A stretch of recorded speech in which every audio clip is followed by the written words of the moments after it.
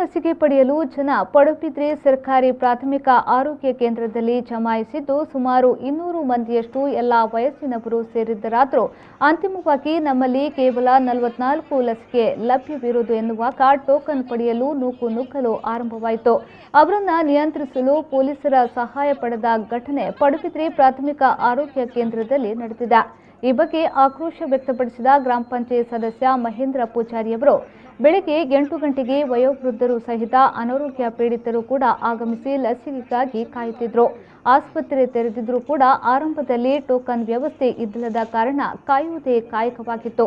9ರ ಸುಮಾರಿಗೆ ಟೋಕನ್ ನೀಡಲು ಪ್ರಾರಂಭಿಸಿದಾದರೂ ಜನಜಂಗುಳಿ ಜಾಸ್ತಿಯಾದ ಪರಿಣಾಮ ಪ್ರಾರಂಭದಲ್ಲಿ ಬಂದ ವಯೋವೃದ್ಧರು ಟೋಕನ್ ಪಡೆಯಲು ವಿಫಲರಾಗಿ ಬಂದಾಗ ದಾರಿಗೆ ಸುಂಕವಿಲ್ಲ ಎಂಬಂತೆ ವಾಪಸ್ಸಾಗಿದ್ದಾರೆ.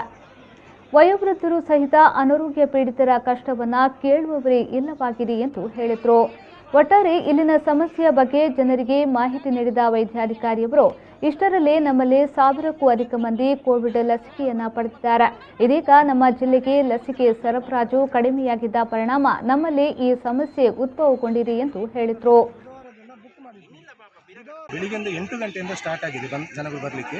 8 ಗಂಟೆಯಿಂದ ಸ್ಟಾರ್ಟ್ ಆದರೆ ಸಹ ಅದರ ನಂತರ ಇವರು ಯಾವುದೇ ಇಲ್ಲಿ ಟೋಕನ್ ಆಗಲಿ ಇಲ್ಲದೊಂದು ಲೆಕ್ಚರ್ ಬುಕ್ ಆಗಲಿ ಯಾವುದೇ ವಿಶೇಷ ಇಲ್ಲ.